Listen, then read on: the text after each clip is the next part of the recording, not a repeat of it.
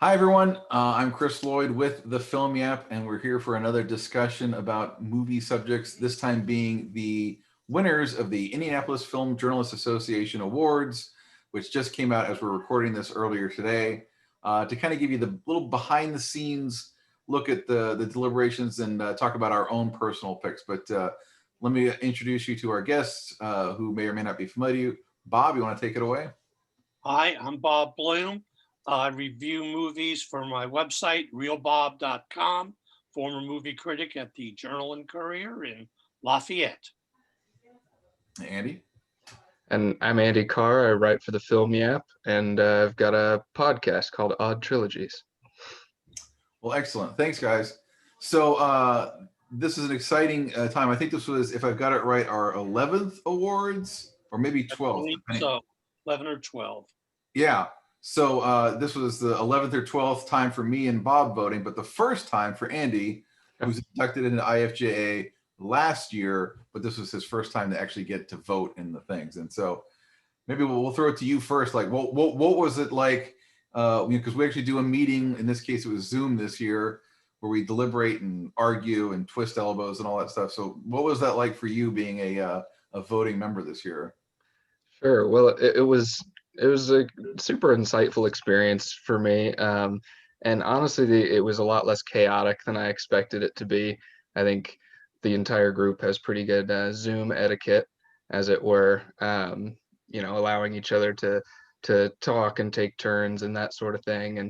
And yeah, I mean, I came into it with my ballot kind of mostly filled out already, and I kind of thought, I've got my picks figured out. It'll be interesting to see if I get persuaded or anything. But sure enough, I mean, almost every category I was rearranging things or adding in somebody new that I hadn't thought about before because of somebody else's comment. So I think it's a really valuable part of the process, the discussion of it and getting other people's thoughts. So I had a really cool experience. Yeah, as far as I know, we're the only critics groups that actually does this. That actually has like a live meeting, or in live, if we're not in person, but an actual meeting where you go through your picks and people argue for stuff. I'm also in the broadcast film critics groups. I previously was in the Florida film critics groups, and it's just you get a thing in the email and you fill out your ballot and send it back in, and a day or two later you find out who won. That's all there is to it. So like we encourage horse jockeying and elbow twisting. We don't go so as far as like vote trading or anything really crass, but I do, like you. I said, I kind of had things kind of set in my mind, but I do change them based on the discussion, just because it's like, if something is going to something you really love is not has no chance whatsoever based on the discussion, then I might not even throw a vote for it, because I want to maybe put my points somewhere else. We do a rank system. We won't go into too much of the details about where you do a first, second, or third, or fourth, or fifth picks depending on what group you're in. But yeah, I mean, definitely. Like I'll give you a behind the scenes for my own ballot, which was that for vocal performer or motion capture, I thought Jamie Foxx was great in Soul. He ended up winning the prize, but I thought Sean Bean was really terrific. So I voted for Sean Bean and then didn't vote for anybody else because I didn't want to give points to Jamie Foxx for Soul. Didn't work out in this case, but yeah. Bob, what about you? Did you change your mind, or had you already? What I did, first of all, I'm upset because one of my favorite movies of the year didn't even get into our discussion, wasn't even in the top movies, and that was Mank, which I guess I must be the only person in the world who liked it, or at least among our group. No, I liked it. It's my number one or number. I still haven't solidified my top 10 list, but Mank is going to be number one or number two. But what I did, I think I had originally Nomadland as number two, but after Evans said, it had so many votes and everything, I decided to give votes to other movies that people were pushing. So I moved Nomadland down to a chit. So to get other people, to give other people a vote, because I figured, let's be democratic about it. Let's not let's help out. Let's not stuff the ballot box. Yeah. And Bob didn't just swear just then. He didn't say, he didn't give a shit. He said another word, which again, we don't want to give too much detail about the intricacies of the secret balloting of the IFJA system. But yeah, you know, everyone has been involved in these or knows about them. And there's usually like a ranking system. You give like a first, second, third, fourth, fifth place vote, depending on what group we're talking about. And we have some other things there involving chits, which we won't go into the details. But yeah, I'm with you on Mank. I do think I noticed a real split in the group because, you know, we're having these discussions for, you know, a month, 2 months, 3 months out before the awards, saying, hey, what's really good? What do I need to catch up on? And I noticed kind of a real split this year of the older critics, of which Bob and I are part of that coterie, liked Mank for the most part, and the younger critics, the younger members of the IFJA were really indifferent to it. They said they were bored by it, you know, and it was really interesting to me. So, Andy, I think you were in that group. I know you were in the younger critics, but I don't know if you were also felt the same way about Mank. Well, I ended up kind of somewhere in between. I know you and one of our other Film Yap writers, Logan Sowash, really liked Mank a lot, and I enjoyed it. I mean, I honestly kind of went into it really skeptical just because of all the things I'd heard from the other younger IFJA members who were really not fans of it. And I watched it and I really enjoyed it. I thought it was a really fun kind of companion piece to not only Citizen Kane, but also, you know, if you're just really into kind of old Hollywood and that sort of thing, it just wasn't high enough on my list in really any of the categories to really push for it. I would have been okay with it being considered for some of the categories, but it wouldn't have been my pick as winner or runner up for anything.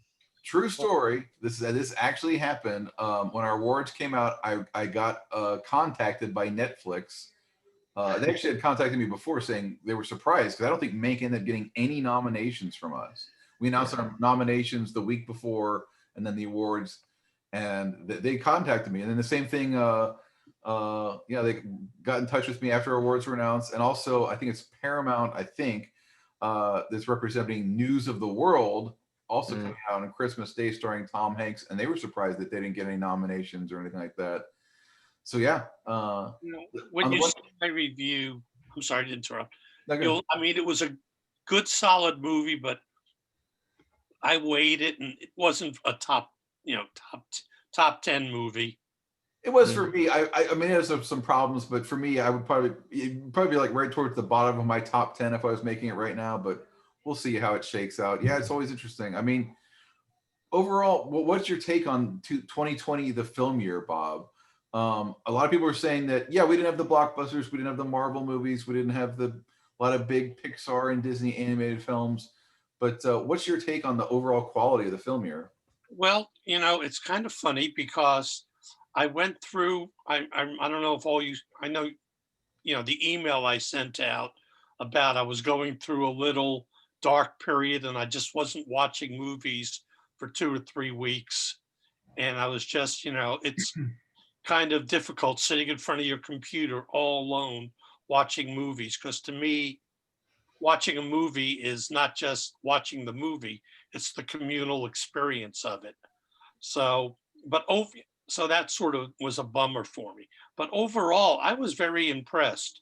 I mean, especially with it was like a year for independent movies to shine.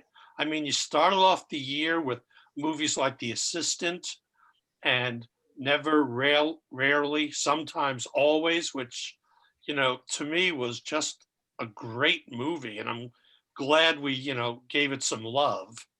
And, you know, and a movie like The Vast of Night. I don't know how many people saw that, but, you know, the thing is, that was one of the things that, if you could call anything a plus for this year, that was it, that the studios and independent filmmakers were putting these movies up on the web, on the internet, so that people can have an opportunity to see them. Now, the thing that really bugged me this year was that, you know, some of the major studios put movies on the internet, but hey, if you give us 19.99, you could see this movie. Oh And yeah. I'm going, No, thank you. I'll wait, and in 3 months it'll be out on Blu-ray or DVD, and I'll see it then. I'm not gonna pay $20 for a movie that I know. I'm just gonna go, it was okay. Yeah, Yeah. I kind of feel the same way. It was I would call it about an average movie year for my reckoning, which, considering that we didn't have all those big, almost all the big budget, big profile movies from summer and fall were moved back. So kind of like we kind of just took that whole big hunk of attention away. But what that did allow us to do was really, for me, was focus my attention and see and review films that normally I would never get to. These small independent films coming out only, probably the ones that would have only come out on video on demand or some other format, um, even when there were theaters running. Right. And normally I'm typically reviewing movies that are coming out in theaters every week, maybe get to about 2 screenings a week. And so I didn't have time for those other movies. And this year I did. And I saw a lot of shit. And that time that was not shit, that was the shit word. But I also saw some really pleasant movies that surprised me, that I wouldn't have got to. Like The Vast of Night is a great example. I think it's a first-time filmmaker, Right. and just a really audacious, beautiful film that did get seen by people in drive-ins, because I think it was one of the first movies that kind of helped reopen the drive-ins. So that was cool. What about you, Andy? What's your take on the film year?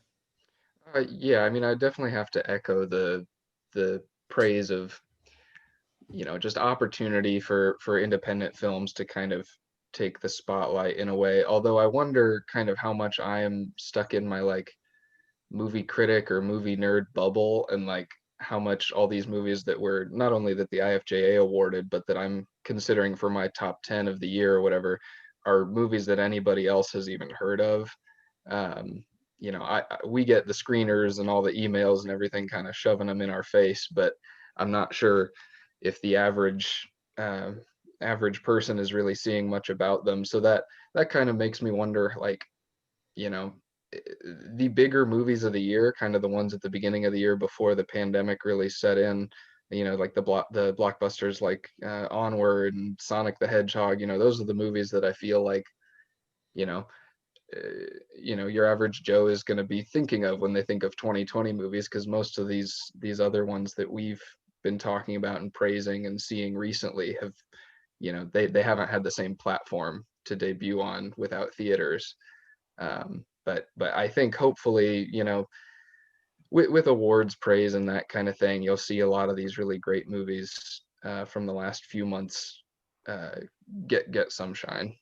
Okay. Well, back in, what was it, 2013, 2014, we gave Best Picture to a movie called, what was it, Safety Not Guaranteed? Yeah. Remember that? It was a movie, I think like maybe we were the only ones who saw it. Yeah, I think even the writer director actually had a funny quote where he said he laughed about it. He made a self-deprecating joke about himself in the movie. Really good movie, and honestly, I was happy that year that we were able to recognize something that maybe a lot of people didn't see. Yeah, and we took some flack for it, if I remember correctly, Uh, from the, trollers. oh, that's fine. Frankly, I let them throw around their insults. It's just part of the discussion Yeah. online. So I think I heard a couple of us mention movies that we really like that didn't make the cut with the IFJ awards. Andy, was there I think we mentioned News of the World and Mank. And Andy, was there anything that we did not recognize that you felt really strongly about? Um, the only one I think that I was super high on that didn't even make our like nomination finalists was the documentary You Cannot Kill David Arquette. Oh And I yeah, think that was one that a lot of people just didn't even see because yeah, it wasn't given to us by any distributors or anything. I just heard about it and watched it, and I was like, oh, that's really awesome. I loved it. And I'm not even really that much of a documentary guy in general, although this year has been great for documentaries, and I think about half of my top 10 are documentaries. But that was probably the only one. I would have liked to see a little more love in terms of the winners and runner-ups for Promising Young Woman. That one did make our nominee finalists in a lot of categories, but I realized that one's very divisive, and I was maybe in the minority, at least in the IFJA, for liking it. Yeah. I One other one. Yeah, Go I ahead. like it too. Yeah, it's a challenging movie. Even though I definitely was towards the more negative end toward, I recognize that if people saw from our last podcast where we discussed it, it's a very audacious film. It's an audacious filmmaking debut for the writer director. So I think we're going to see great things from her. Hmm. What one other one I wanted to mention was The Outpost, a war film that not too many people saw, based on a book by Jake Tapper. Caleb Landry Jones was terrific in it. He did make our short list for supporting actor, which that's sort of like that'll be my prize because I was really advocating for that films. Turning once more, let's throw a little muck around. What are some films that won awards or did well with the IFJAs that you did not care for, you disagreed with? I'll start just quickly with that. People probably, even though I did not discuss it much during the meeting, I think it was well known that 3 films that won or did well was Defy Bloods, I'm Thinking of Ending Things, and The 20th Century, which I'm Thinking of Ending Things I didn't hate, but the others 2 I fairly well hated, including I'm not afraid to admit I turned off Defy Bloods about 2/3 of the way through, and I really don't have any intention of finishing it. So that would be my 3 that I was the outsider with the IFJA. Bob, any one that you were not so passionate about? Well, yeah, I mean, I watched the 20th Century, and I'm sitting there and I'm asking myself, I'm going like this, like, should I stop this? I'm just waiting to see what happens. It was like, watching the 20th century, and it's not that I disliked the movie, but it was like fascinated me in a way, like you're watching 2 cars coming at each other and wanting to see the collision. So, that was, my feeling about that one. I didn't dislike it, but it wasn't anything that I'd go, oh, I'm going to go out and watch it again. Yeah. And My line on the 20th Century was it's Terry Gilliam meets Fritz Lang meets the John Candy movie Canadian Bacon if none of them were funny. yeah, and the Five Bloods, I watched that. We have Netflix, so I watched it months ago. I liked it, but I kept saying to myself, Spike, get an editor, get Yeah. an editor. It Yeah. was just My line on The Five Bloods is I found the movie lazy and indulgent. It's the sort of movie someone makes after finally winning an Oscar. Just way too long. I mean, even though I only saw like the first hour 40 or whatever it was. Yeah, and just for me, it was just going over old Spike lines trails that he's trod down before. Didn't do it for me. Andy, anything for you that was rewarded that you were maybe a little lower on?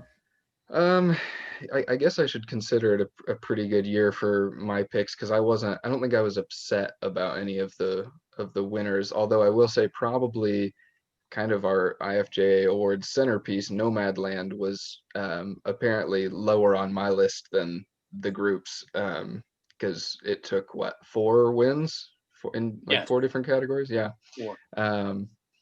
I liked it. I think Chloe Zhao is a great filmmaker. I think Frances McDormand put in a great performance. But in pretty much every category, I would have picked a different winner. And I'm also generally in favor of more diversity of winners rather than sweeps or partial sweeps in that sense. Yeah. Oh, one award that we did go through, and I have secretly communicated with some other IFJA members that they were also a little surprised about, because it didn't really come up during our discussion, was Tenet with it winning Best Musical Score. I mean, I don't think when we discussed that category, it was even mentioned. So I don't know how it snuck in for a win, but oh boy. That was one, I think maybe it was only mentioned in chats or something, like our little text chat. Yeah. My favorite score of the year wasn't nominated, so which was it was the score for Mank. It was a very lush old Hollywood score, and I loved it. That one was very good. The Vast of Night has a very, very good score. Yeah, I would love to see that one. Tenet to me was just the old Christopher Nolan foghorn cues, as I think I've seen another writer refer to them as. These be like, "Wah!" And it wasn't even his usual a musical composer whose name is escaping me. It was a new guy, Ludwig Göransson, if I'm pronouncing his name right. But he basically just imitated like the Inception and those other scores. So yeah, if there's one award that I can say I'm genuinely a little embarrassed about, it's that one. Sorry, Tim. Well, anyway, thanks, gentlemen, for joining me. Another great discussion. We're going to try and keep doing more of these through the new year, because honestly, we're sort of doing this all the time through Facebook and chats and things like this. And we finally said, why don't we just do this online and record it so everyone can enjoy all our little snippy attitudes. Works for me. I like being snippy and snarky, and we should get Richard involved because there's nobody. Yeah, he's next snark on. like Richard. All right. Well, thanks, guys, and we'll see you next time. All righty. Bye.